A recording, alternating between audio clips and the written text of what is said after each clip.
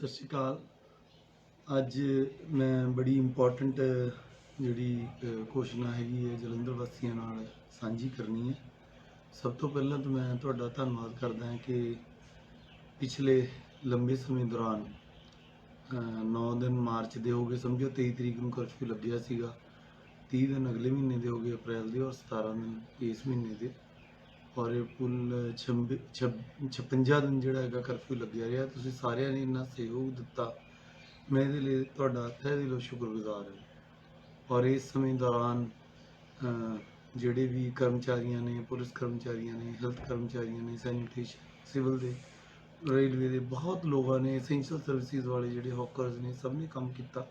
ਸਭ ਦਾ ਧੰਨਵਾਦ। ਅੱਜ ਦੀਆਂ ਜਿਹੜੀਆਂ ਇੰਪੋਰਟੈਂਟ ਅਨਾਉਂਸਮੈਂਟਸ ਨੇ, ਇੱਕ ਤਾਂ ਇਹ ਹੈ ਕਿ ਕੱਲ੍ਹ ਅੱਧੀ ਰਾਤ 17 ਮਈ ਦੀ ਅੱਧੀ ਰਾਤ ਤੋਂ ਕਰਫਿਊ ਹੈ ਜਿਹੜਾ ਉਹ ਖਤਮ ਕਰ ਦਿੱਤਾ ਗਿਆ, ਔਰ ਉਹਦੇ ਤਾਬੇ ਜਿਹੜੇ ਵੀ ਕੋਈ ਆਰਡਰ ਕੀਤੇ ਗਏ ਸੀ, ਜਿਹੜੀਆਂ ਵੀ ਬੰਦਸ਼ਾਂ ਸੀਗੀਆਂ, ਉਹ ਖਤਮ ਕੀਤੀਆਂ ਜਾਂਦੀਆਂ ਨੇ। ਪਰੰਤੂ ਭਾਰਤ ਸਰਕਾਰ ਔਰ ਪੰਜਾਬ ਸਰਕਾਰ ਦੇ ਹੋਮ ਅਫੇਅਰਸ ਡਿਪਾਰਟਮੈਂਟ ਦੇ ਜਿਹੜੇ ਸਰਕੂਲਰਸ ਪ੍ਰਾਪਤ ਹੋਏ ਨੇ, ਉਹਨਾਂ ਦੇ ਤਹਿਤ 31 ਮਈ ਤੱਕ, ਭਾਵ ਅਗਲੇ 14 ਦਿਨਾਂ ਤੱਕ ਲਾਕਡਾਊਨ ਹੈ ਜਿਹੜਾ ਉਹ ਜਾਰੀ ਰਹੇਗਾ। ਲਾਕਡਾਊਨ ਤੋਂ ਭਾਵ ਇਹ ਹੈ ਕਿ ਰਾਤ ਦੇ 7 ਵਜੇ ਤੋਂ ਲੈ ਕੇ ਸਵੇਰ ਦੇ 7 ਵਜੇ ਤੱਕ 7 PM to 7 AM ਐਸੈਂਸ਼ੀਅਲ ਸੇਵਾਵਾਂ ਨੂੰ ਛੱਡ ਕੇ ਬਾਹਰ ਜਿਹੜੀ ਆਮਦ ਰਫਤ ਹੈ, ਬਾਹਰ ਨਿਕਲਣ ਦੀ ਮਨਾਹੀ ਹੋਵੇਗੀ।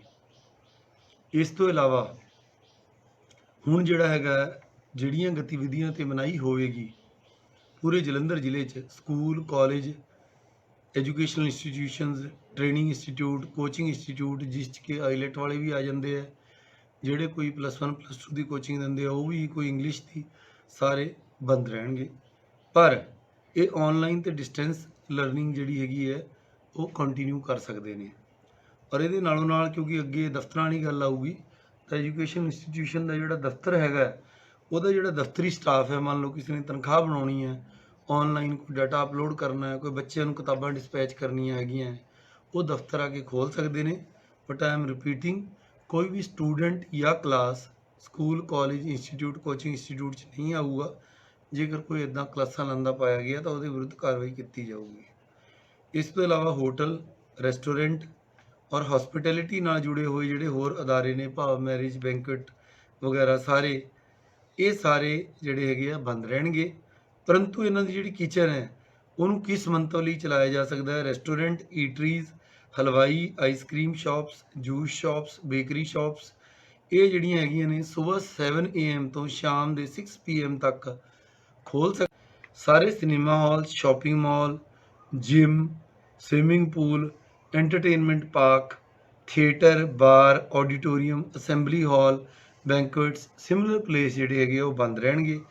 ਇਸ ਤੋਂ ਇਲਾਵਾ ਸਾਰੀਆਂ social, political, sports, entertainment, academic, cultural, religious function, other similar gatherings, ਇਹ ਸਾਰੀਆਂ ਬੰਦ ਰਹਿਣਗੀਆਂ। ਇਸ ਤੋਂ ਇਲਾਵਾ ਜਿੰਨੇ ਵੀ ਸਾਡੇ ਧਾਰਮਿਕ ਸਥਾਨ ਨੇ, ਚਾਹੇ ਉਹ ਕਿਸੇ ਵੀ ਧਰਮ ਦੇ ਹੋਣ, ਰਿਲੀਜੀਅਸ ਪਲੇਸਿਸ ਆਫ ਵਰਸ਼ਿਪ ਜਿਹੜੇ ਹੈਗੇ ਆ ਪਬਲਿਕ ਦੇ ਲਈ ਬੰਦ ਰਹਿਣਗੇ।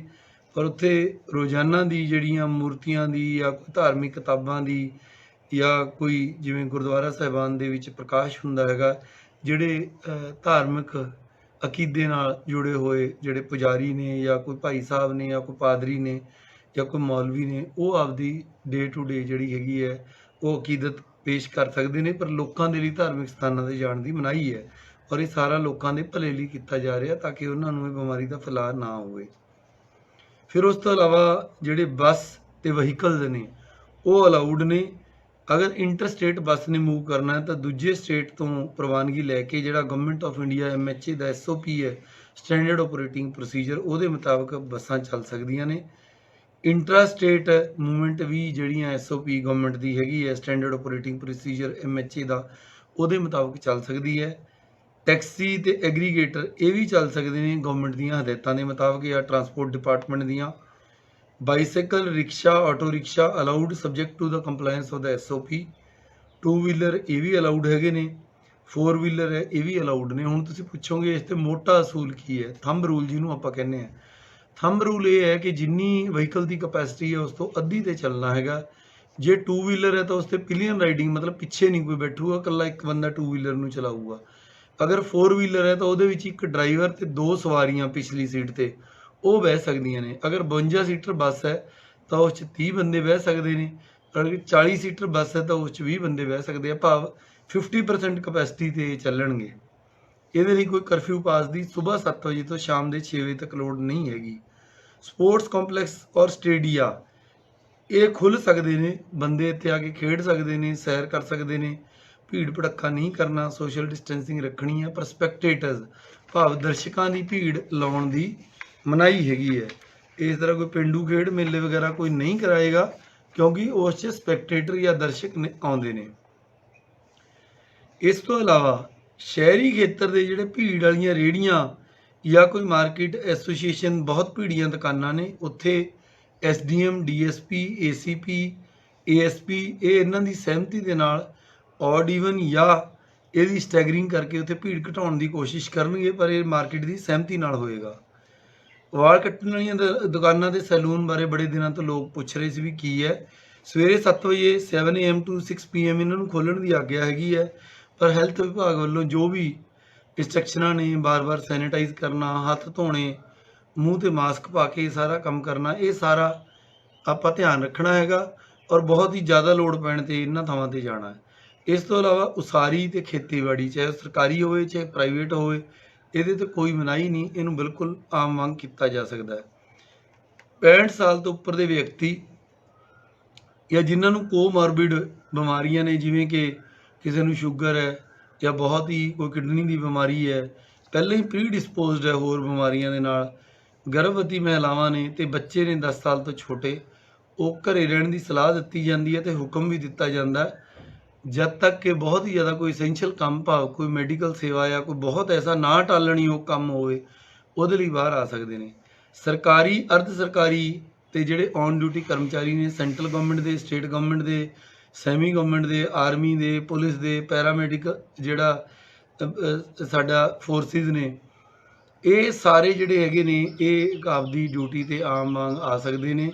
ਇਹਨਾਂ ਦੇ ਦਫ਼ਤਰ ਦੇ ਜੋ ਨਿਯਮ ਨੇ, ਕਿੰਨਾ % ਸਟਾਫ ਨੇ ਆਉਣਾ, ਉਹ ਉੱਦਾਂ ਆਉਂਦੇ ਰਹਿਣਗੇ। ਇਸ ਤੋਂ ਇਲਾਵਾ ਜਿੰਨੇ ਵੀ ਸਾਡੇ ਡਾਕਟਰ ਅਤੇ ਮੈਡੀਕਲ ਸਟਾਫ ਹੈ, ਇਹਨਾਂ ਦੀ 24 ਘੰਟੇ ਮੂਵਮੈਂਟ 'ਤੇ ਕੋਈ ਮਨਾਹੀ ਨਹੀਂ ਹੈਗੀ, ਐਂਬੂਲੈਂਸ ਵੀ ਮੂਵ ਕਰ ਸਕਦੀ ਹੈ। ਜਿੰਨੇ ਵੀ ਸਾਡੇ ਟਰੱਕ ਨੇ, ਜਿੰਨੇ ਵੀ ਗੁੱਡਸ ਕੈਰੀਅਰ ਨੇ, ਟੈਂਪੋ ਨੇ, ਕੋਈ ਸਮਾਨ ਢੋਂਦੇ ਨੇ, ਚਾਹੇ ਖਾਲੀ ਹੈ ਭਰੇ, ਇਹਨਾਂ ਨੂੰ ਕਸ਼ਮੀਰ ਤੋਂ ਕੰਨਿਆ ਕੁਮਾਰੀ ਤੱਕ ਜਾਂ ਪੂਰੇ ਪੰਜਾਬ 'ਚ ਕਿਤੇ ਕੋਈ ਪਾਸ ਦੀ ਲੋੜ ਨਹੀਂ ਹੈਗੀ। ਜਿਹੜੇ ਵੀ ਕੋਈ ਵਪਾਰੀ ਵੀਰ ਨੇ ਕੋਈ ਸਮਾਨ ਭੇਜਣਾ, ਉਹ ਭੇਜ ਸਕਦਾ। ਇਸ ਤੋਂ ਇਲਾਵਾ ਜਿਹੜੀਆਂ ਮੈਂ ਗਤੀਵਿਧੀਆਂ ਦੱਸਿਆ ਕਿ ਮਨਾਹੀਯੋਗ ਨੇ, ਔਰ ਕੰਟੇਨਮੈਂਟ ਜ਼ੋਨ ਨੂੰ ਛੱਡ ਕੇ ਬਾਕੀ ਸਾਰੀਆਂ ਥਾਵਾਂ 'ਤੇ ਜਲੰਧਰ ਜ਼ਿਲ੍ਹੇ ਦੀ ਹਦੂਦ ਅੰਦਰ ਸਾਰੇ ਉਦਯੋਗ, ਸਾਰੀਆਂ ਦੁਕਾਨਾਂ, ਸਾਰੇ ਵਪਾਰਕ ਅਦਾਰੇ, ਸਾਰੇ ਪ੍ਰਾਈਵੇਟ ਅਤੇ ਸਰਕਾਰੀ ਦਫ਼ਤਰ ਅਤੇ ਹੋਰ ਗਤੀਵਿਧੀਆਂ 7 AM ਸਵੇਰੇ 7 ਵਜੇ ਤੋਂ ਲੈ ਕੇ ਸ਼ਾਮ 6 ਵਜੇ ਤੱਕ ਆਮ ਵਾਂਗ ਚੱਲਣ ਦੀ ਆਗਿਆ ਹੋਏਗੀ, ਪ੍ਰੋਵਾਈਡਡ ਕਿ ਕੋਵਿਡ ਸੰਬੰਧੀ ਜਿਹੜੀਆਂ ਵੀ ਹਦਾਇਤਾਂ ਨੇ ਅਤੇ ਸੋਸ਼ਲ ਡਿਸਟੈਂਸਿੰਗ ਹੈ, ਉਹਦਾ ਆਪਸ 'ਚ ਇਹ ਧਿਆਨ ਰੱਖਣਗੇ। ਜਿਹੜਾ ਵੀ ਕੋਈ ਵਿਅਕਤੀ ਬਾਹਰ ਆਏਗਾ ਉਹਨੂੰ ਮਾਸਕ ਪਹਿਨਣੀ ਜ਼ਰੂਰੀ ਹੋਵੇਗੀ, ਨਹੀਂ ਤਾਂ ਜੁਰਮਾਨਾ ਹੋਵੇਗਾ ਜੇ ਨਹੀਂ ਪਹਿਨਦਾ। ਪਬਲਿਕ ਥਾਵਾਂ 'ਤੇ ਥੁੱਕਣ ਦੀ ਮਨਾਹੀ ਹੋਵੇਗੀ ਅਤੇ ਜਿੰਨੇ ਵੀ ਵਹੀਕਲ ਨੇ ਉਹ 50% ਕਪੈਸਿਟੀ 'ਤੇ ਚੱਲਣਗੇ ਅਤੇ ਸੋਸ਼ਲ ਡਿਸਟੈਂਸਿੰਗ ਦਾ ਧਿਆਨ ਰੱਖਣਗੇ। ਹੁਣ ਤੁਸੀਂ ਪੁੱਛੋਗੇ ਵੀ ਕੰਟੇਨਮੈਂਟ ਜ਼ੋਨ ਕੀ ਨੇ। ਸਿਵਲ ਸਰਜਨ ਸਾਹਿਬ ਅਤੇ ਐਪੀਡੋਮੋਲੋਜਿਸਟ ਅਤੇ ਹੈਲਥ ਡਿਪਾਰਟਮੈਂਟ, ਕਿਉਂਕਿ DC ਨੂੰ ਨਹੀਂ ਪਤਾ ਵੀ ਕਿਹੜਾ ਕੰਟੇਨਮੈਂਟ ਜ਼ੋਨ ਹੈ, ਉਹ ਸਾਨੂੰ ਇੱਕ ਲਿਸਟ ਦਿੰਦੇ ਆ। ਜਿਹੜੀ ਲਾਸਟ ਲਿਸਟ ਸਾਡੇ ਕੋਲ ਆਈ ਹੈ ਉਹ 16 ਤਰੀਕ ਨੂੰ ਆਈ ਹੈ। ਇਹਦੇ 'ਚ ਕੰਟੇਨਮੈਂਟ ਜ਼ੋਨ 'ਚ ਕਿਹੜੇ ਕਿਹੜੇ ਪਏ ਨੇ, ਪਿਛਲੇ ਜਿਹੜੇ 28 ਦਿਨਾਂ 'ਚ ਕੇਸ ਆਏ ਨੇ ਉਹਦੇ ਹਿਸਾਬ ਨਾਲ ਰਾਜਾ ਗਾਰਡਨ ਬਸਤੀ ਦਾਨਿਸ਼ਮੰਦਾ, ਸ਼੍ਰੀ ਗੁਰੂ ਰਵਿਦਾਸ ਨਗਰ ਬਸਤੀ ਦਾਨਿਸ਼ਮੰਦਾ, ਨਿਊ ਰਸੀਲਾ ਨਗਰ ਬਸਤੀ ਦਾਨਿਸ਼ਮੰਦਾ, शिवाजी नगर बस्ती दानिशमंदा, बेगमपुरा ते सुरजीत नगर बस्ती दानिशमंदा, बस्ती शेख, बस्ती गुजा, न्यू गोविंद नगर, तेजमोहन नगर, इस तो इलावा काजी महला, किला महला, रस्ता महला, भैरों बाजार, लाल बाजार, जटपुरा, पुरानी सब्जी मंडी, बसंत नगर, न्यू गोविंद नगर, अमन नगर, ये हुण अज की डेट कंटेनमेंट जोन ने। बट एक इवॉल्विंग प्रोसैस है। असी होर एक दो दिनों के अंदर सिविल सर्जन तो रिपोर्ट लैके अगर इस कोई बदलाव की लोड़ होएगी, तुसीं धीरज ना हारो, असी वो भी जिहड़ी हैगी अगर लोड़ पई तां उहनूं चेंज करांगे। गवर्नमेंट के प्राइवेट ऑफिस जिहड़े 7 AM to 6 PM मैं कहा, पर जिहड़े भी कोई दफ्तर का 9 to 5 टाइम है या 10 to 4 टाइम है, वो उस दफ्तर की मर्जी होगी कि उन्हें किन्ने बजे तक खोलना है। ये दो गल्लां मैं बड़ियां स्पष्ट कर दिना। दफ्तरां दे विच बैंक भी आउंदे ने, ਜਿਹੜੇ ਬੈਂਕ ਨੇ, ਕਿਉਂਕਿ ਪੁਰਾਣੇ ਆਰਡਰ ਸਾਰੇ ਨਿਰਸਤ ਹੋ ਗਏ, ਬੈਂਕ ਅੱਜ ਤੋਂ ਬਾਅਦ ਨੋਰਮਲ ਆਪਦਾ ਜਿਹੜਾ ਟਾਈਮ ਪੀਰੀਅਡ ਹੈ ਉਹਦੇ ਮੁਤਾਬਕ ਖੁੱਲਣਗੇ। ਭਾਵ ਜੋ ਵੀ ਇਹਨਾਂ ਦਾ ਕੋਈ 10 ਤੋਂ 5 ਦਾ ਟਾਈਮ ਹੈਗਾ, ਜਿੰਨਾ ਪਬਲਿਕ ਆਰਜ਼ ਹੈਗੇ ਨੇ, ਉਹ ਬੈਂਕ ਆਮ ਜਾਂ ਜਿਹੜੀਆਂ ਫਾਈਨੈਂਸ ਕੰਪਨੀਜ਼ ਹੈਗੀਆਂ ਨੇ ਉਹ ਵੀ ਆਮ ਵਾਂਗ ਖੁੱਲਣਗੀਆਂ, ਪਰ ਇਹ ਸੋਸ਼ਲ ਡਿਸਟੈਂਸਿੰਗ ਤੇ ਗੋਲੇ ਮਾਰਨ ਦਾ ਧਿਆਨ ਰੱਖਣਗੇ। ਦੂਜੀ, ਕਿਉਂਕਿ ਜਲੰਧਰ ਹੱਬ ਹੈਗਾ ਆਈਲਸ ਸੈਂਟਰਾਂ ਦਾ, ਤੇ ਜਿਹੜੇ ਬਾਹਰ ਬੱਚੇ ਜਾਂਦੇ ਨੇ ਉਹ ਸਾਡੇ ਟਰੈਵਲ ਏਜੰਟ ਹੈਗੇ ਨੇ, ਉਹ ਵੀ ਬੜੇ ਸਵਾਲ ਆ ਰਹੇ ਆ ਵੀ ਖੁੱਲ੍ਹ ਸਕਦੇ ਆ ਕਿ ਨਹੀਂ ਖੁੱਲ੍ਹ ਸਕਦੇ। ਇਹਨਾਂ ਦੇ ਜਿਹੜੇ ਬੈਕ ਐਂਡ ਦਫ਼ਤਰ ਹੈ, ਕੋਈ ਤਨਖਾਹ ਦੇਣ ਲਈ, ਕੋਈ ਹੋਰ ਵੀਜ਼ਾ ਪ੍ਰੋਸੈਸਿੰਗ ਲਈ, ਉਹ ਆਪਦੇ ਘੱਟ ਸਟਾਫ ਦੇ ਨਾਲ ਖੁੱਲ੍ਹ ਸਕਦੇ ਆ, ਪਰ ਉੱਥੇ ਸਟੂਡੈਂਟਸ ਨੂੰ ਬੁਲਾ ਕੇ ਕੋਈ ਕਲਾਸਾਂ ਲਾ ਕੇ ਕੋਈ ਆਈਲੈਟ ਦੀ ਕੋਚਿੰਗ ਦੇਣ ਤੇ ਮਨਾਹੀ ਹੈ। ਆਨਲਾਈਨ ਕੋਚਿੰਗ ਦਿੱਤੀ ਜਾ ਸਕਦੀ ਹੈ, ਜੇ ਕਿਸੇ ਨੇ ਉੱਥੇ ਕਲਾਸਾਂ ਲਾਈਆਂ ਤਾਂ ਉਹਦੇ ਤੇ ਕਾਰਵਾਈ ਹੋਏਗੀ। ਇਸ ਤੋਂ ਇਲਾਵਾ ਸਰਕਾਰ ਦੇ ਵੱਖ-ਵੱਖ ਡਿਪਾਰਟਮੈਂਟਾਂ ਵੱਲੋਂ ਐਡਵਾਈਜ਼ਰੀ ਜਾਰੀ ਹੋਈਆਂ ਨੇ, ਉਹ ਬੈਂਕਾਂ ਬਾਰੇ ਵੀ ਹੈਗੀ ਹੈ, ਦਫ਼ਤਰਾਂ ਬਾਰੇ ਵੀ ਹੈਗੀ ਹੈ, ਏਅਰ ਕੰਡੀਸ਼ਨਰਾਂ ਦੇ ਪ੍ਰਯੋਗ ਬਾਰੇ ਵੀ ਹੈਗੀ ਹੈ, ਇੰਡਸਟਰੀ ਵਾਲੇ ਵੀਰਾਂ ਨੂੰ ਵੀ ਐਡਵਾਈਜ਼ਰੀ ਹੋਈ ਵੀ ਹੈ, ਨਰੇਗਾ ਦੇ ਕੰਮ ਕਿੱਦਾਂ ਕਰਨੇ ਹੈ, ਸ਼ਾਪਸ ਜਿਹੜੀਆਂ ਦੁਕਾਨਾਂ ਨੇ ਉਹਨਾਂ 'ਤੇ ਕੰਮ ਕਿੱਦਾਂ ਕਰਨਾ ਹੈ, ਪੈਟਰੋਲ ਪੰਪ ਕਿੱਦਾਂ ਕਰਨੇ ਹੈ, ਸੀਨੀਅਰ ਸਿਟੀਜ਼ਨ ਨੇ ਆਪਦੀ ਸਿਹਤ ਦਾ ਕਿਵੇਂ ਧਿਆਨ ਰੱਖਣਾ ਹੈ, ਟਰਾਂਸਪੋਰਟ ਆਫ ਦ ਬੱਸਿਸ ਕਿਵੇਂ ਕਰਨਾ ਹੈ, ਫੂਡ ਦੀ ਸੇਫਟੀ ਕਿਵੇਂ ਕਰਨੀ ਹੈਗੀ ਹੈ, ਇੰਟਰਸਟੇਟ ਮੂਵਮੈਂਟ ਕਿਵੇਂ ਹੈ, ਹੋਟਲਸ ਵਗੈਰਾ ਜਿਹੜੇ ਕੁਆਰੰਟਾਈਨ ਲਈ NRI ਵੀਰਾਂ ਲਈ ਦਿੱਤੇ, ਇਹ ਸਾਰਾ ਕੁਝ ਇਨ ਮਿਨ ਪਾਲਣਾ ਯਕੀਨੀ ਬਣਾਉਣ ਦੀ ਜਿਹੜੀ ਹੈਗੀ ਹੈ ਆਮ ਨਾਗਰਿਕਾਂ ਦੀ ਜ਼ਿੰਮੇਵਾਰੀ ਹੋਏਗੀ। ਔਰ ਜੋ ਇਹਨਾਂ ਹਦਾਇਤਾਂ ਦੀ ਪਾਲਣਾ ਨਹੀਂ ਕਰੇਗਾ, ਉਹ ਨੈਸ਼ਨਲ ਡਿਜ਼ਾਸਟਰ ਮੈਨੇਜਮੈਂਟ ਐਕਟ 2005 ਔਰ IPC ਦੀਆਂ ਜਿਹੜੀਆਂ ਧਾਰਾਵਾਂ ਨੇ ਉਹਨਾਂ ਦੇ ਤਹਿਤ ਬਣਦੀ ਕਾਰਵਾਈ ਹੈ ਜਿਹੜੀ ਕੀਤੀ ਜਾਵੇਗੀ। ਹੁਣ ਅਖੀਰ 'ਚ ਆ ਕੇ ਇਹ ਤਾਂ ਰਹਿ ਗਏ 4 ਪੰਨੇ। ਇਹ 4 ਪੰਨਿਆਂ ਦੇ ਨਾਲ ਹੀ ਕਰਫਿਊ ਲੱਗਿਆ ਸੀ, ਇਹ 4 ਪੰਨਿਆਂ ਦੇ ਨਾਲ ਹੀ ਕਰਫਿਊ ਹਟਿਆ। ਅੱਜ ਤੋਂ ਬਾਅਦ ਅਸੀਂ ਲਾਕਡਾਊਨ 'ਚ ਐਂਟਰ ਕਰ ਰਹੇ ਹਾਂ। ਹੁਣ ਜਲੰਧਰ ਵਾਸੀ 25 ਲੱਖ ਲੋਕ, ਮੈਂ ਪਹਿਲੇ ਦਿਨ ਤੋਂ ਕਹਿੰਦਾ ਆਇਆ ਕਿ ਸਾਡਾ ਪਰਿਵਾਰ ਹੈ, ਮੈਂ ਉਹਨਾਂ ਦੇ ਨਾਲ 2 ਮਿੰਟ ਗੱਲਾਂ ਇਹ ਕਰਨੀਆਂ ਨੇ। ਦੇਖੋ, ਇਹ ਕਾਗਜ਼ ਹੈ, ਇਹ ਇੱਕ ਇੰਸਟੀਟਿਊਸ਼ਨ ਹੈ, DC ਦੀ ਹੈ, MHA ਦੀਆਂ ਹਦਾਇਤਾਂ ਮੁਤਾਬਕ ਮੈਂ ਸਾਈਨ ਕਰਤਾ, ਇਹ ਹੋ ਗਿਆ, ਕਰਫਿਊ ਲੱਗ ਗਿਆ, ਕਰਫਿਊ ਹਟ ਗਿਆ, ਅੱਜ ਲਾਕਡਾਊਨ ਦੀਆਂ ਹਦਾਇਤਾਂ ਆ ਗਈਆਂ। ਪਰੰਤੂ ਜਿਹੜੀ ਇਹ ਹਵਾ ਹੈਗੀ ਹੈ, ਇਹ ਇੱਕ ਬਾਇਓਲੋਜੀਕਲ ਚੀਜ਼ ਹੈਗੀ ਹੈ, ਮਤਲਬ ਇੱਕ ਜਿਉਂਦੀ ਜਾਗਦੀ ਚੀਜ਼ ਹੈ। ਕਰੋਨਾ ਜਿਹੜਾ ਵਾਇਰਸ ਹੈ ਇਹ ਹਵਾ 'ਚ ਮੌਜੂਦ ਹੈ। ਕੁਝ ਕੈਰੀਅਰ ਇਹਦੇ ਆਪਣਾ ਸੁਭਾਗ ਹੈ ਕਿ ਪੰਜਾਬ ਤੇ ਇੰਡੀਆ ਦੇ ਵਿੱਚ ਉਹਨਾਂ 'ਚ ਲੱਛਣ ਘੱਟ ਆ ਰਹੇ ਆ, ਹਰ ਦੇਸ਼ 'ਚ ਇਹਦਾ ਬਿਹੇਵੀਅਰ ਅੱਡ ਹੈ। ਸੋ ਇਸ ਕਰਕੇ ਇਸ ਕਾਗਜ਼ ਦੇ ਸਾਈਨ ਹੋਣ ਨਾਲ ਆਪਾਂ ਇਹ ਨਹੀਂ ਸਮਝ ਲੈਣਾ ਕਿ ਖਤਰਾ ਹਟ ਗਿਆ। ਸਰਕਾਰ ਨੇ, ਕੋਈ ਸਰਕਾਰ ਇਹ ਨਹੀਂ ਚਾਹੁੰਦੀ ਕਿ ਉਹਦਾ GDP ਬੰਦ ਹੋਏ, ਉਦਯੋਗ ਬੰਦ ਹੋਣ, ਟੈਕਸ ਬੰਦ ਹੋਣ, ਲੋਕਾਂ ਦਾ ਅਰਥਚਾਰਾ ਬੰਦ ਹੋਏ, ਕਿਉਂਕਿ ਸਰਕਾਰਾਂ ਇਸੇ ਨਾਲ ਹੀ ਚੱਲਦੀਆਂ ਨੇ। ਮਾਨਯੋਗ ਮੁੱਖ ਮੰਤਰੀ ਸਾਹਿਬ ਨੇ, PM ਸਾਹਿਬ ਨੇ ਡੇ 1 ਤੋਂ ਤੁਹਾਨੂੰ ਸਮਝਾਇਆ, ਇਹ ਹਿਸਟੋਰਿਕ ਹੈ ਕਿ ਕਿਸੇ DC ਦੇ ਆਰਡਰ ਨਾਲ 56 ਦਿਨ ਤੱਕ ਕਰਫਿਊ ਲੱਗਿਆ ਰਿਹਾ ਹੋਵੇ ਲਗਾਤਾਰਤਾ 'ਚ।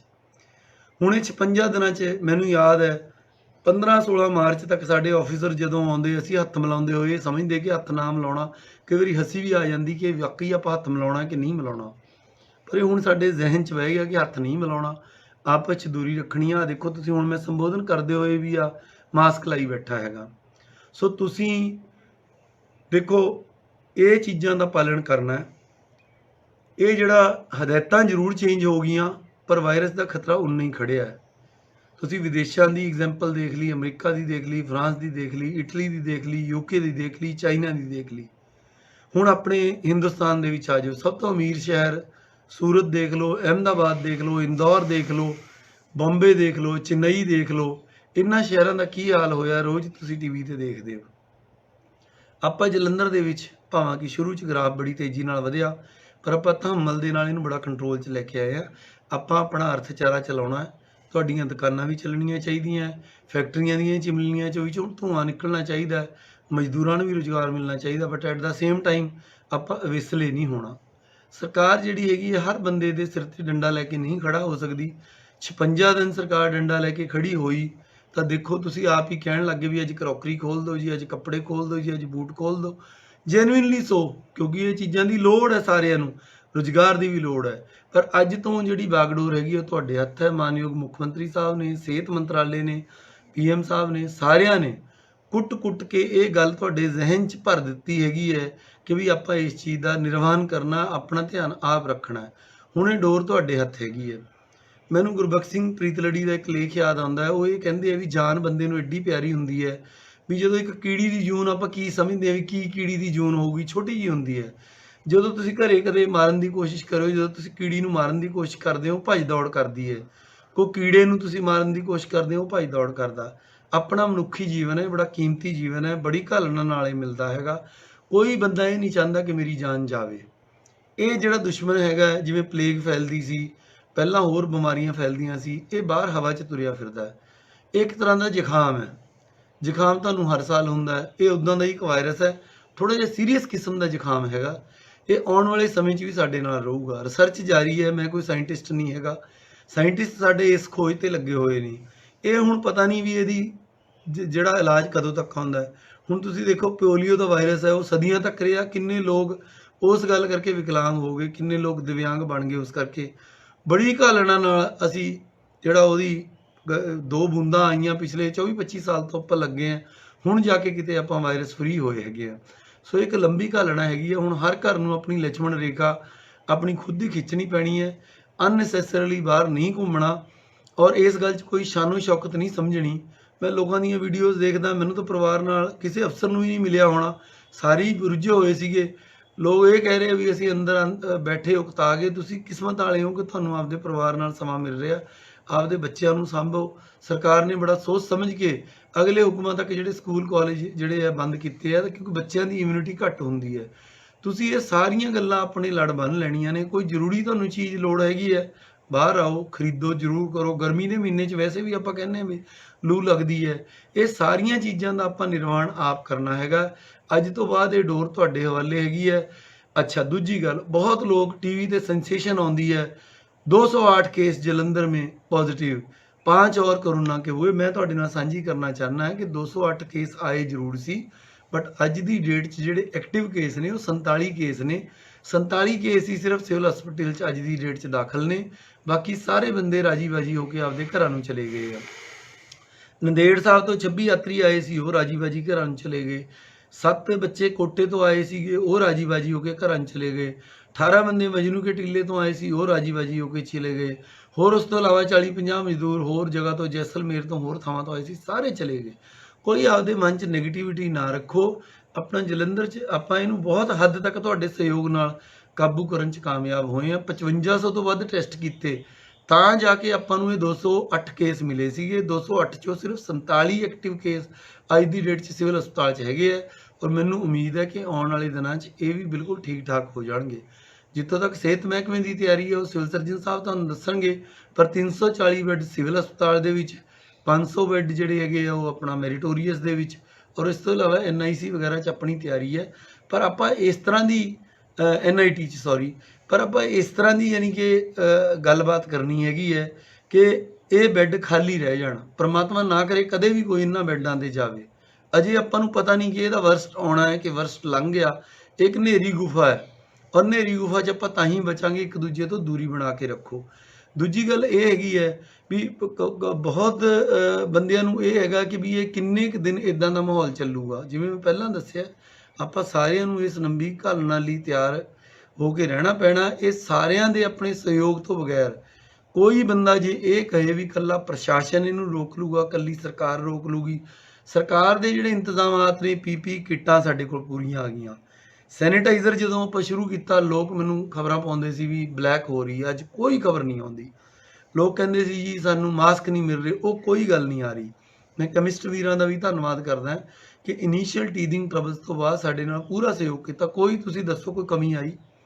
ਕੋਈ ਕਮੀ ਨਹੀਂ ਆਈ। ਅੱਜ ਬਾਜ਼ਾਰ 'ਚ ਸਾਰੀਆਂ ਚੀਜ਼ਾਂ ਅਵੇਲੇਬਲ ਹੈਗੀਆਂ ਨੇ, ਔਰ ਵੀ ਆਰ ਬੈਟਰ ਪ੍ਰੀਪੇਅਰਡ। ਸਾਡੇ ਕੋਲ ਹਸਪਤਾਲ ਵੀ ਬੈਟਰ ਤਿਆਰ ਨੇ, ਪਰ ਇਹਦਾ ਇਹ ਮਤਲਬ ਨਹੀਂ ਕਿ ਆਪਾਂ ਇਹ ਹਸਪਤਾਲ ਭਰਨੇ ਆ।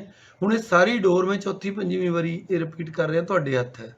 ਰਹੀ ਕਿਸਾਨ ਵੀਰਾਂ ਦੀ ਗੱਲ, 5 ਲੱਖ ਤੋਂ ਉੱਤੇ metric tonne, 5.5 lakh metric tonne ਸਾਰੀ ਕਣਕ ਹੈ। ਬਿਲਕੁਲ ਬਿਲਕੁਲ ਇੱਕ ਰਵੇ ਜਿੰਨੀ ਵੀ ਪ੍ਰੋਬਲਮ ਨਹੀਂ ਆਉਣ ਦਿੱਤੀ ਸਰਕਾਰ ਨੇ, ਉਹ ਵੀ ਖਰੀਦੀ। ਕੋਈ ਸਬਜ਼ੀ ਵਾਲੇ ਨੂੰ ਕੋਈ ਪ੍ਰੋਬਲਮ ਨਹੀਂ ਆਈ। ਅੱਜ ਤੋਂ ਬਾਅਦ ਮੈਂ ਕੋਈ ਸਬਜ਼ੀ ਦੇ ਰੇਟ ਨਹੀਂ ਕੱਢਣੇ, ਉਹ ਕਰਫਿਊ ਸੀਗਾ ਤਾਂ ਕੱਢ ਰਿਹਾ ਸੀਗਾ। ਹੁਣ ਕਿਉਂਕਿ ਹਰ ਚੀਜ਼ ਖੁੱਲ੍ਹੀ ਹੈਗੀ ਹੈ, ਪਰ ਉਸ 'ਚ ਤੁਸੀਂ ਬਚਾਅ ਕਿੱਦਾਂ ਕਰਨਾ ਹੈ? ਸਬਜ਼ੀ ਨੂੰ ਪਹਿਲਾਂ ਧਰਨਾ ਹੈ, ਸੈਨੀਟਾਈਜ਼ ਕਰਨਾ ਹੈ, 24 ਘੰਟਿਆਂ ਬਾਅਦ ਵਰਤਣਾ ਹੈ। ਬੱਚਿਆਂ ਨੂੰ ਜੋ ਕਿਤਾਬ ਦੇਣੀ ਹੈ ਉਹ 24 ਘੰਟਿਆਂ ਬਾਅਦ ਦੇਣੀ ਹੈ। ਫਿਰ ਉਸ ਤੋਂ ਬਾਅਦ ਤੁਹਾਨੂੰ ਦਵਾਈਆਂ ਸਾਰੀਆਂ ਅਵੇਲੇਬਲ ਨੇ। ਕੋਈ ਤੁਸੀਂ ਇਹ ਦੱਸੋ ਵੀ ਤੁਹਾਨੂੰ ਕੋਈ ਚੀਨੀ, ਚੌਲ, ਕੋਈ ਕਮੀ ਕਦੇ ਆਈ ਹੋਵੇ? ਸਾਰੀਆਂ ਚੀਜ਼ਾਂ ਅਸੀਂ ਚਲਾਉਣ ਦੀ ਕੋਸ਼ਿਸ਼ ਕੀਤੀ ਹੈ, ਔਰ ਇਹ ਸਾਰਾ ਚਲਾਉਣ ਲਈ ਦਾਲਾਂ ਕਿੱਥੋਂ ਆਉਣੀਆਂ, ਚੀਨੀ ਕਿੱਥੋਂ ਆਉਣੀ ਹੈ, ਦੁੱਧ ਕਿੱਥੋਂ ਆਉਣੀ ਹੈ, ਬਹੁਤ ਸਾਰੀ ਪਲੈਨਿੰਗ ਔਰ ਐਨਰਜੀ ਲੱਗੀ ਹੈ। ਔਰ ਮੈਂ ਸ਼ਾਬਾਸ਼ ਦਿੰਦਾ ਪੁਲਿਸ ਅਫਸਰਾਂ ਦੀ ਉਸ ਟੀਮ ਨੂੰ, ਔਰ ਸਿਵਲ ਅਫਸਰਾਂ ਦੀ ਉਸ ਟੀਮ ਨੂੰ, ਜਿਹਨੇ ਸਾਰਾ ਕੁਝ ਕਾਮਯਾਬੀ ਨਾਲ ਇਹ ਸਾਰੀਆਂ ਚੀਜ਼ਾਂ ਨੂੰ ਨੇਪਰੇ ਚਾੜਿਆ ਹੈਗਾ। ਔਰ ਹੁਣ ਆਪਾਂ ਅੱਗੇ ਵੀ ਇਸੇ ਤਰ੍ਹਾਂ ਹੀ ਰਹਿਣਾ। ਇੱਕ ਲਾਸਟ ਗੱਲ ਜਿਹੜੀ ਮੈਂ ਦੱਸਣਾ ਚਾਹੁੰਦਾ, ਬਹੁਤ ਸਾਰੇ ਇੰਡਸਟਰੀਲਿਸਟ ਵੀਰਾਂ ਦੇ ਮਨ 'ਚ ਇਹ ਤੌਖਲਾ ਸੀ ਕਿ ਪੰਜਾਬ ਸਰਕਾਰ ਨੇ ਟ੍ਰੇਨਾਂ ਚਲਾ ਕੇ ਕਿ ਪ੍ਰਵਾਸੀ ਮਜ਼ਦੂਰ ਕਿਉਂ ਜਾ ਰਹੇ ਆ। ਜਲੰਧਰ ਜ਼ਿਲ੍ਹੇ ਨੇ ਉਸ 'ਚ ਪਹਿਲ ਲੈ ਕੇ 50 ਟ੍ਰੇਨਾਂ ਗਈਆਂ, ਹੁਣ ਤੱਕ 60,000 ਮਜ਼ਦੂਰ ਗਿਆ, ਜਦਕਿ 2.5 ਲੱਖ ਮਜ਼ਦੂਰ ਹੈ। 2.5 ਲੱਖ 'ਚੋਂ 60,000 ਕੀ ਹੁੰਦਾ ਹੈਗਾ? ਇਹ 25% ਵੀ ਨਹੀਂ ਬਣਦਾ ਹੈਗਾ, 25% ਵੀ ਨਹੀਂ ਬਣਦਾ, 25 ਤੋਂ ਵੀ ਥੋੜ੍ਹਾ ਜਿਹਾ 22-23% ਹੀ ਬਣਦਾ ਹੈਗਾ। ਤੁਸੀਂ ਇਹ ਦੇਖੋ, ਇਹਦੇ ਦੋ ਫਰਕ ਹੋਏ। ਜਦੋਂ ਵੀ ਤੁਸੀਂ ਕਿਸੇ ਮਹਾਮਾਰੀ ਦਾ ਰਿਕਾਰਡ ਚੱਕ ਕੇ ਦੇਖ ਲਓ, ਜਿਹੜੇ ਸਰਵੈਂਟ ਕੁਆਟਰਸ ਹੁੰਦੇ ਨੇ, ਜਿੱਥੇ ਲੇਬਰ ਰਹਿੰਦੀ ਹੈ, ਕਿਉਂਕਿ ਉਹ ਵਿਚਾਰੇ ਬੜੇ ਭੀੜੀ ਥਾਂ 'ਚ ਰਹਿੰਦੇ ਆ, ਇੱਕ ਇੱਕ ਕਮਰੇ 'ਚ 10-10 ਬੰਦੇ ਰਹਿੰਦੇ ਆ, ਔਰ ਜਦੋਂ ਇੱਕ ਵਾਰੀ ਉੱਥੇ ਫੈਲ ਜੇ ਤਾਂ ਉਹਦੇ ਨਾਲ ਜਿਹੜੇ ਬਾਕੀ ਲੋਕ ਹੁੰਦੇ ਆ ਉਹ ਵੀ ਸੁਰੱਖਿਅਤ ਨਹੀਂ ਹੁੰਦੇ। ਤੁਸੀਂ ਇਹ ਦੇਖੋ ਵੀ ਉਹਨਾਂ ਦੀ ਜਾਣ ਦੇ ਨਾਲ, ਭੀੜ ਦੇ ਨਾਲ ਬਾਕੀ ਸ਼ਹਿਰ ਵੀ ਜਿਹੜਾ ਹੈਗਾ ਉਹ ਸੁਰੱਖਿਅਤ ਹੋਇਆ ਹੈਗਾ। ਦੂਜੀ ਗੱਲ, ਜਿਹੜੀ ਲੇਬਰ ਮਾਰਕੀਟ ਹੈ, ਕਿਉਂਕਿ ਵੈਸਟਰਨ ਮਾਰਕੀਟਸ ਦੇ ਵਿੱਚ ਲੇਬਰ ਦੀ ਕਮੀ ਸਮਝ ਲਓ, ਜਾਂ ਉੱਥੇ ਡਿਮਾਂਡ ਦੀ ਕਮੀ ਸਮਝ ਲਓ, ਜੇ ਪ੍ਰੋਡਕਸ਼ਨ ਯੂਨਿਟ ਵੀ ਆਪਣੇ 100% ਤੇ ਨਹੀਂ ਚੱਲ ਰਹੇ, ਲੇਬਰ ਦੀ ਘੱਟ ਡਿਮਾਂਡ ਸੀਗੀ, ਘੱਟ ਲੇਬਰ ਆਪਣੇ ਕੋਲ ਰਹੇਗੀ, ਜਿੰਨੀ ਰਹੇਗੀ ਉਹ ਆਪਟੀਮਮ ਹੈ। ਹੁਣ ਜਿਹੜੀ ਰਹੂਗੀ ਉਹਨੂੰ ਰੁਜ਼ਗਾਰ ਵੀ ਮਿਲੂਗਾ, ਉਹ ਕਿਸੇ ਮੂਹਰੇ ਹੱਥ ਵੀ ਨਹੀਂ ਅੱਡੂਗੀ, ਇੰਡਸਟਰੀਲਿਸਟ ਦਾ ਵੀ ਕੰਮ ਚੱਲੂਗਾ, ਐਟ ਦਾ ਸੇਮ ਟਾਈਮ ਜਿਹੜੇ ਬੰਦੇ ਰਹਿਣਗੇ ਉਹਨਾਂ ਨੂੰ 4 ਪੈਸੇ ਵੀ ਮਿਲਣਗੇ, ਔਰ ਉਹਦੇ ਨਾਲ ਇੱਕ ਤਵਾਜ਼ਨ ਬਣਿਆ ਰਹੂਗਾ। ਤੁਸੀਂ ਇਹ ਦੇਖੋ ਵੀ ਜੇ ਤਵਾਜ਼ਨ ਨਾ ਬਣਾਇਆ ਜਾਂਦਾ, ਇਹ 60,000 ਵਿਹਲੇ ਬੰਦਿਆਂ ਨੂੰ ਅਸੀਂ ਬਿਠਾ ਕੇ ਰੱਖਦੇ, ਕੀ ਗਰੰਟੀ ਸੀ ਕਿ ਇਹ ਸੜਕਾਂ ਤੇ ਨਾ ਆਉਂਦੇ? ਜੋ ਸੂਰਤ 'ਚ ਹੋਇਆ, ਬੰਬੇ 'ਚ ਹੋਇਆ, ਜਿੱਦਾਂ ਦੇ ਪ੍ਰਦਰਸ਼ਨ ਹੋਏ, ਤੁਸੀਂ ਦੱਸੋ ਜਲੰਧਰ 'ਚ ਇੱਕ ਵੀ ਪ੍ਰਦਰਸ਼ਨ ਹੋਇਆ? ਆਪਣੇ ਸਟੇਟ ਰਿਸੋਰਸਿਸ, ਆਪਣਾ ਲੰਗਰ, ਆਪਣਾ ਰਾਸ਼ਨ, ਜੋ ਆਪਾਂ ਇਹਨਾਂ ਨੂੰ ਆਫਰ ਕਰ ਸਕਦੇ ਆ, ਸਾਰੀਆਂ ਚੀਜ਼ਾਂ ਦੀ ਇੱਕ ਲਿਮਿਟ ਹੈ। ਇਹਨਾਂ ਨੂੰ ਦਿੱਤੀ ਜਾਣ ਵਾਲੀ ਦਵਾਈ, ਖੁਦਾ ਨਾ ਕਰੇ ਬਿਮਾਰ ਹੋ ਜਾਣ, ਦਿੱਤੇ ਜਾਣ ਵਾਲੇ ਹਸਪੀਟਲ, ਉਹ ਵੀ ਸਾਰੀਆਂ ਚੀਜ਼ਾਂ ਲਿਮਿਟਡ ਸੀਗੀਆਂ। ਇਸ ਕਰਕੇ ਇਹ ਜਿਹੜੇ ਵਿਰਲਾ ਹੋਇਆ ਹੈਗਾ ਕੰਮ, ਇਹ ਵੀ ਇੱਕ ਆਪਣੇ ਹੱਕ 'ਚ ਹੀ ਹੈ। ਔਰ ਮੈਂ ਇੱਕ ਹੁਣ ਚੰਗਾ ਟ੍ਰੈਂਡ ਇਹ ਦੱਸਦਾ ਕਿ ਕੱਲ੍ਹ ਤੋਂ 20-25% ਮਾइग्रेंट लेबर ऐसी है ਜਿਹੜੀ ਕਿ फ़ोन ਤੇ ਕਹਿੰਦੀ ਹੈ ਕਿ ਸਰ हमें काम मिल गया, हम जाना नहीं चाहते। तो ਇੰਡਸਟਰੀ ਵਾਲੇ ਆਪਦੇ ਮਨ 'ਚ ਇੱਕ ਕੌਨਫੀਡੈਂਸ ਰੱਖਣ, ਆਪਦਾ ਕੰਮ ਚਾਲੂ ਕਰਨ। ਹੁਣ ਜਿਹੜੀ ਲੇਬਰ ਹੈ ਉਹ ਰਿਟੇਨ ਹੋ ਰਹੀ ਹੈ, ਕਿਉਂਕਿ ਅੱਜ ਤੋਂ ਨਾਰਮਲ ਕੰਮ ਚਾਲੂ ਹੋ ਗਿਆ। ਤੇ ਇਹਨਾਂ ਗੱਲਾਂ ਦੇ ਨਾਲ ਹੀ ਮੈਂ ਦੁਬਾਰਾ ਤੋਂ, ਕਿਉਂਕਿ ਅੱਗੇ ਮੈਂ ਬੜੀ ਫ੍ਰੀਕੁਐਂਟਲੀ ਤੁਹਾਡੇ ਨਾਲ ਗੱਲਾਂ ਕਰਦਾ ਰਿਹਾ, ਅੱਜ ਥੋੜੀ ਜਿਹੀ ਲੰਬੀ ਗੱਲ ਕੀਤੀ ਹੈ ਕਿ ਕਰਫਿਊ ਅੱਜ ਹੋ ਗਿਆ, ਹੋ ਸਕਦਾ ਆਪਾਂ ਘੱਟ ਫ੍ਰੀਕੁਐਂਸੀ ਤੇ ਗੱਲਾਂ ਕਰੀਏ, ਪਰ ਤੁਸੀਂ ਇਹ ਗੱਲਾਂ ਲੜ ਬਲ ਲੈਣੀਆਂ। ਤੁਸੀਂ ਸਾਰੇ ਸਿਆਣੇ ਹੋ, ਮੇਰੇ ਨਾਲ ਤਾਂ ਕਿਤੇ ਵੱਧ ਸਿਆਣੇ ਹੋ, ਤੁਸੀਂ ਮੇਰੇ ਤੋਂ ਵੱਧ ਬਹੁਤ ਦੁਨੀਆ ਦੇਖੀ ਹੈ, ਤੁਸੀਂ ਬਾਹਰੋਂ ਸਾਨੂੰ ਓਬਜ਼ਰਵ ਕਰਦੇ ਹੋ, ਸਾਡੀਆਂ ਗਲਤੀਆਂ ਸਲਤੀਆਂ ਸਾਰੀਆਂ ਦੇਖਦੇ ਹੋ। ਜੇ ਕੋਈ ਰਹੀ ਵੀ ਹੋਈ ਤਾਂ ਉਹਨੂੰ ਮਾਫ ਕਰਿਓ, ਅਸੀਂ ਅੱਗੇ ਵੀ ਜ਼ੋਰ ਇੱਦਾਂ ਹੀ ਲਾਉਂਦੇ ਰਵਾਂਗੇ। ਸਾਡੀ ਮਨ 'ਚ ਜਾਂ ਨੇਕ ਨੀਤੀ 'ਚ ਕੋਈ ਫਰਕ ਨਹੀਂ ਹੈਗਾ, ਪਰ ਅਲਟੀਮੇਟਲੀ ਆਪਦਾ ਬਚਾਅ ਹਰ ਪਰਿਵਾਰ ਨੇ, ਹਰ ਬੱਚੇ ਨੇ, ਹਰ ਬਜ਼ੁਰਗ ਨੇ, ਹਰ ਮਹਿਲਾ ਨੇ, ਹਰ ਵਿਅਕਤੀ ਨੇ, ਸਭ ਨੇ ਤੁਸੀਂ ਆਪ ਨੇ ਕਰਨਾ। ਪ੍ਰਮਾਤਮਾ ਤੁਹਾਡੇ ਨਾਲ ਹੈਗਾ, ਆਪਣੇ ਨਾਲ ਹੈਗਾ, ਤੁਸੀਂ ਆਪਦੀ ਰੱਖਿਆ ਕਰੋ। ਔਰ ਅਸੀਂ ਸਰਕਾਰ ਵੱਲੋਂ ਦਿਨ ਰਾਤ ਇੱਦਾਂ ਹੀ ਅੱਗੇ ਵੀ ਲੱਗੇ ਰਵਾਂਗੇ।